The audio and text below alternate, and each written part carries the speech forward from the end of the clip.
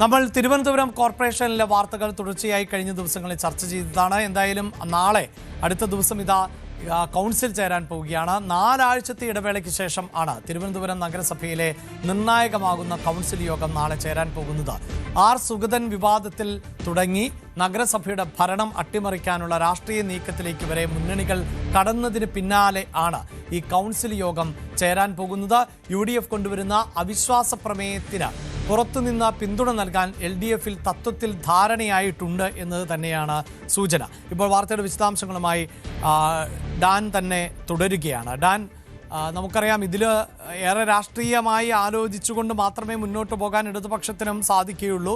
കാരണം ഇവിടെ പിന്തുണച്ചാൽ അത് സംസ്ഥാന തലത്തിലും ദേശീയ തലത്തിലും ഒക്കെ ചർച്ചയാകും. പക്ഷേ BJPയെ ഭരണത്തിൽ നിന്ന് മാറ്റി നിർത്തുക എന്നത് കോൺഗ്രസിൻ്റെയും CPMൻ്റെയും അജണ്ടയാണ്. അതുകൊണ്ട് തന്നെ ശത്രുവിൻ്റെ ശത്രു മിത്രം എന്ന് പറയുന്ന ഒരു പൊളിറ്റിക്കൽ ഡെവലപ്മെൻറ്റിനാണോ സാധ്യത?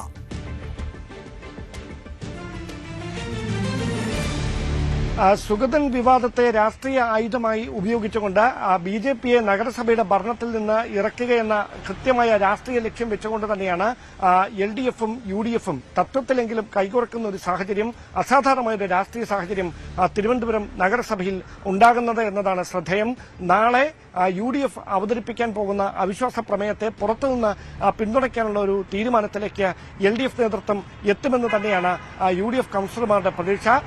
അതുമായി ബന്ധപ്പെട്ട കോൺഗ്രസിന്റെ മുതിർന്ന നേതാക്കളുമായി ഉൾപ്പെടെ ചർച്ച നടത്തിയതിനു ശേഷമാണ് ഈ ഒരു വിഷയത്തിൽ BJP അധികാരത്തിൽ നിന്ന് താഴെയിറക്കുക എന്ന ലക്ഷ്യത്തോടെ LDFിന്റെ പിന്തുണ സ്വീകരിക്കുന്നതിൽ തെറ്റില്ല എന്നൊരു നിലപാടിലേക്ക് UDF എത്തിയിരിക്കുന്നത് എന്നാണ് വിവരം. അതുമായി ബന്ധപ്പെട്ട CPMന്റെ സംസ്ഥാന സമിതിയുടെ അനുമതിക്ക് വേണ്ടി കാത്തിരിക്കുകയായിരുന്നു LDF നേതൃത്വം. ബഹുഭൂരിപക്ഷവും ആ തീരുമാനത്തെ പുറത്തുനിന്ന് പിന്തുണയ്ക്കാനുള്ള UDFിന്റെ അവിശ്വാസ പ്രമേയത്തെ പിന്തുണയ്ക്കാനുള്ള തീരുമാനത്തോട് യോജിക്കുന്ന നിലപാടാണ് സ്വീകരിച്ചിരിക്കുന്നത് എന്ന സൂചനകളാണ് ലഭിക്കുന്നത്. അങ്ങനെയെങ്കിൽ 34 പേർ ഒപ്പിട്ട അവിശ്വാസ പ്രമേയ നോട്ടീസ് വേണം നാളെ നൽകാൻ. 20 UDF അംഗങ്ങൾക്ക് പുറമെ 14 LDF അംഗങ്ങൾ കൂടി അങ്ങനെയാണെങ്കിൽ ഈ അവിശ്വാസ പ്രമേയത്തെ പിന്തുണയ്ക്കുന്ന ഒരു നോട്ടീസിനെ പിന്തുണയ്ക്കുന്ന സാഹചര്യം ഉണ്ടാകണം. ആ നോട്ടീസ് നാളെ നൽകാൻ കഴിഞ്ഞാൽ ഉറപ്പായും അത് LDFിന്റെ പിന്തുണ ഉറപ്പാക്കിക്കൊണ്ട് തന്നെയാണ് മുമ്പോട്ട് പോകുന്നത് എന്നതിന്റെ സൂചനയായി കൂടി മാറും. നോട്ടീസ് നാളെ നൽകുമെങ്കിലും എപ്പോൾ ഇത് പരിഗണനയ്ക്കെടുക്കണമെന്ന കാര്യം മേയറിൽ നിക്ഷിപ്തമായിട്ടുള്ള കാര്യമാണ്. അതുകൊണ്ട് തന്നെ അതുമായി ബന്ധപ്പെട്ട മേയറായിരിക്കും തീരുമാനമെടുക്കുക. അതിനിടയിൽ സുഗതനെ കാപ്പ ഉപദേശക സമിതിയുടെ ഭാഗത്ത് നിന്ന് പുനഃസത്യപ്രതിജ്ഞയുമായി ബന്ധപ്പെട്ട അനുകൂല തീരുമാനം ഉണ്ടാകുന്നില്ല എങ്കിൽ ഹൈക്കോടതിയെ അടിയന്തരമായി സമീപിക്കാനുള്ള നീക്കം BJP നേതൃത്വം ആരംഭിച്ചിട്ടുണ്ട്. കാരണം 4 ആഴ്ചയ്ക്കകം പുനഃസത്യപ്രതിജ്ഞ ചെയ്യണമെന്നാണ് ഹൈക്കോടതിയുടെ നിർദ്ദേശം. അതല്ല എങ്കിൽ ഈ സത്യപ്രതിജ്ഞ പൂർണ്ണമായി അയോഗ്യനാകുന്ന തരത്തിലേക്ക് സുഗതൻ മാറും. ബാക്കി 19 പേരും കഴിഞ്ഞ ദിവസം പുനഃസത്യപ്രതിജ്ഞ ചെയ്തിരുന്നു. സുഗതൻ മാത്രം വിയൂർ ജയിലിൽ കഴിയുന്ന ഒരു സാഹചര്യത്തിലാണ് അന്ന് സത്യപ്രതിജ്ഞ ചെയ്യാൻ കഴിയാതിരിക്കുന്ന ഒരു പശ്ചാത്തലമുണ്ടായത്. നിലവിലെ രാഷ്ട്രീയ സാഹചര്യത്തിൽ സുഗതന് സത്യപ്രതിജ്ഞ ചെയ്യാൻ കഴിയാത്തൊരു സാഹചര്യം ഉണ്ടായാൽ അത് രാഷ്ട്രീയമായി BJPക്കുണ്ടാക്കുന്ന വെല്ലുവിളി വളരെ വലുതായിരിക്കും. അതിനിടയിലാണ് സ്വതന്ത്ര അംഗങ്ങളുടെ പിന്തുണ ഉറപ്പാക്കാനുള്ള 2 സ്വതന്ത്ര അംഗങ്ങളാണുള്ളത്.